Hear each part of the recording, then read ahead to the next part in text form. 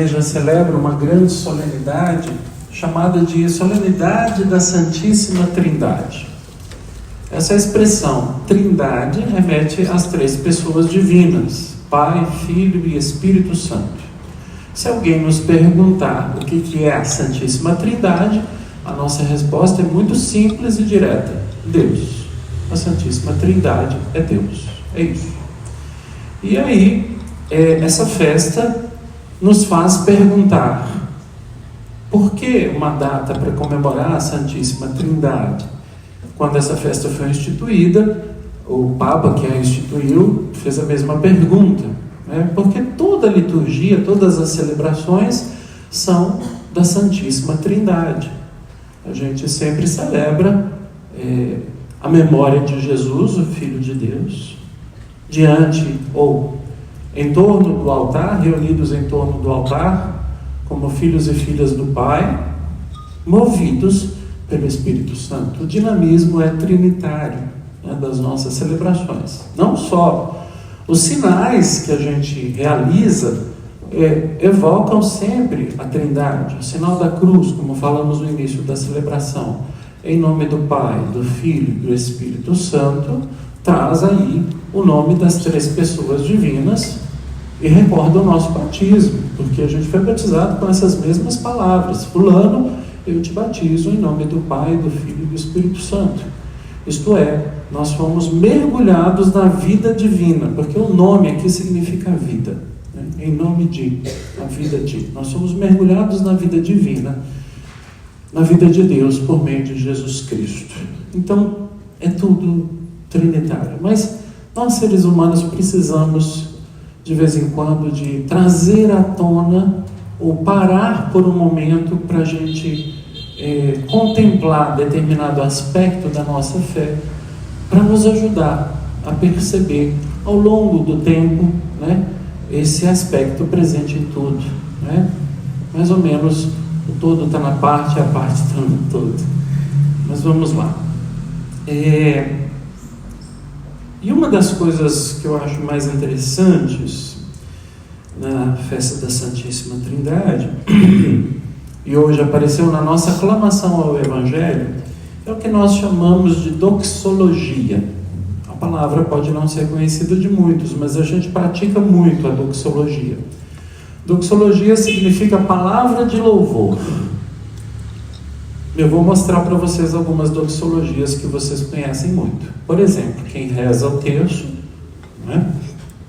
Provavelmente no final de cada dezena reza: glória ao Pai, ao Filho e ao Espírito Santo, e todo mundo responde: como era no princípio, agora e sempre, por todos os séculos dos séculos. Amém. Né? Acho que está mais simples, né? Como era no princípio, agora e sempre. Amém. Ok. Melhor. Isso é uma doxologia. Esse glória ao Pai. No final das orações que eu faço aqui, sobretudo a primeira que eu já fiz depois do Glória, que também é uma doxologia, chamada de grande doxologia, eu rezei a oração e depois no final: por nosso Senhor Jesus Cristo, vosso Filho, que é Deus e convosco vive e reina na unidade do Espírito Santo por todos os séculos dos séculos. Doxologia, né? Então é uma palavra de louvor que mostra quem é o nosso mediador diante de Deus, que é Jesus, né? E além de mostrar quem é o nosso mediador, diz também algo importante para nós, porque sempre evoca as pessoas divinas na doxologia. Então, significa também, a própria palavra significa isso, né? Uma palavra verdadeira. E essa palavra verdadeira, só ela pode ser louvor a Deus. A gente não pode louvar a Deus com uma mentira. A gente só pode louvar a Deus com uma informação verdadeira sobre Ele, não é? Então, as nossas doxologias, todas elas, dizem uma palavra verdadeira sobre Deus. Que Deus é um e três pessoas ao mesmo tempo, não é? Então, nós recebemos dos judeus essa grande tradição de sermos uma religião monoteísta. Nós somos monoteístas. Os judeus prezam muito por isso, porque os judeus quando eles chegaram na Terra Prometida, eles enfrentaram o embate com as religiões politeístas. Isso era muito forte na região da Palestina, onde eles entraram, chamada de Terra de Canaã, né? Então tinham vários cultos horrorosos, assim, que sacrificavam pessoas, prostituição sagrada, coisas horríveis, assim, que os judeus enfrentaram, os hebreus, desculpa, enfrentaram lá. E aí foi nascendo o que a gente chama de dessa religião, né, do povo de Israel, que é uma religião voltada para o Deus único. E esse Deus único, ele se manifestou na história desse povo. Foi o que a gente escutou na primeira leitura. Moisés falando assim com o povo: olha, reconheçam que vocês foram tirados do Egito com mão forte. Reconheçam que Deus falou com vocês no meio do fogo e vocês não morreram. Se fosse outro povo, morreria. Reconheçam que Deus fez sinais e prodígios para manter vocês unidos a Ele. Reconheçam. Então ele vai contando a história da vida desse povo e mostrando que Deus estava lá caminhando com eles o tempo todo, né? Aliás, a fé mais primitiva de Israel não tinha essa ideia de Deus lá no céu. Deus morava no alto da montanha para eles. Então, quando eles entram em contato com os cultos pagãos, é que começa a entrar essa ideia de um Deus no céu, né, etc. Para o povo hebreu, não. Deus caminhava com eles no deserto. Deus morava na montanha onde eles podiam subir e fazer aliança com Deus. Era uma coisa muito mais próxima.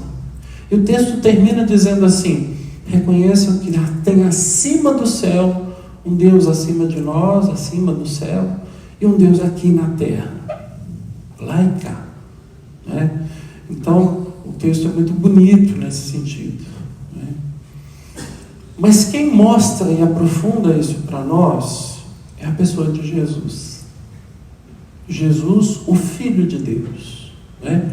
Na doxologia a gente diz: glória ao Pai, ao Filho e ao Espírito Santo. Então o Filho de Deus é que veio a esse mundo viver a nossa vida, caminhar conosco, continuar essa caminhada, né, que aconteceu no antigo Israel, mas agora bem mais perto, no sentido de que ele assumiu a nossa condição humana. Então ele mostrou para nós, de dentro da nossa raça, quem é Deus. E mostrou confeições humanas, né? Então Jesus, ele é um verdadeiro comunicador de Deus para nós. E a verdade sobre Deus está na pessoa de Jesus. Está nele. Isso é muito importante. Então, sem uma relação com Jesus, a gente não vai conseguir encontrar Deus, não. É necessário entrar nessa relação pessoal com Ele. E comunitária, evidentemente. Mas a relação pessoal com Jesus é essencial. Eu escutei uma afirmação de um teólogo, que eu gosto muito, um teólogo italiano, chamado Enzo Bianchi, que me assustou, mas depois me ajudou muito. Ele falou assim: a Bíblia não é suficiente para nos mostrar quem é Deus. A única coisa que pode nos mostrar quem é Deus de verdade é Jesus Cristo. Está certíssimo, certíssimo. A Bíblia é, né, um passo, digamos assim, mas sem a pessoa de Jesus, nem a Bíblia consegue. A pessoa de Jesus é essencial para nos dizer quem é Deus. E como é que Jesus mostra quem é Deus? Ele mostra por meio de gestos e palavras, mas os evangelhos acentuam muito os gestos de Jesus. Os gestos de alguém que se compadece da dor, do sofrimento alheio, alguém que se compadece da situação do povo, da necessidade do povo. Pensemos em Jesus, que está lá no deserto com aquela multidão e que não quer deixar esse povo ir embora com fome, né? Faz a gente lembrar o povo que passou fome no deserto, lá no Êxodo, e Deus mandou o maná. Agora Jesus, no deserto de novo, parte o pão para esse povo comer e não voltar para casa faminto. Eles todos comem e se saciam. Então esse Deus que preocupa até com essas coisas que a gente considera como pequenas, mas não são, esse Deus se volta para isso, né? Pensemos no Jesus que, quando uma mulher vai ser apedrejada porque cometeu um pecado, né, ele se põe diante dos seus juízes, né, e defende essa mulher. Quem não tem pecado, atire a primeira pedra. Pensemos no Jesus que, do alto da cruz, entregou a sua vida por nós, né, para manifestar o amor do Pai. E entregou não só a sua vida, entregou também o Espírito Santo. Então é Jesus aquele que nos dá, né, o verdadeiro conhecimento de Deus. Não no sentido racional, no sentido da relação com Deus. Isso é muito importante para nós. E Ele nos dá um Espírito, como diz a segunda leitura, para que nós nos deixemos guiar pelo Espírito como filhos e filhas de Deus. Esse deixar-se guiar pelo Espírito significa acomodar em nós o mesmo pensar, sentir, decidir, viver do Filho de Deus, não mais o nosso. Então cada ação, cada gesto, cada pensamento passa a ser dirigido em nós pelo Espírito Santo. E todos os que agem assim são filhos de Deus, disse a segunda leitura, de maneira muito clara, muito bonita. Esse é o desafio nosso da vida cristã, essa luta interna que a gente vai ter. Opa, isso aqui não é pensamento de Deus, isso aqui é pensamento humano. Eu preciso deixar o pensamento de Deus desabrochar diante dessa situação, ou dessa pessoa, ou dessa decisão que eu tenho que tomar. Deixar. Então, o conhecimento de Jesus é que vai nos levar a isso.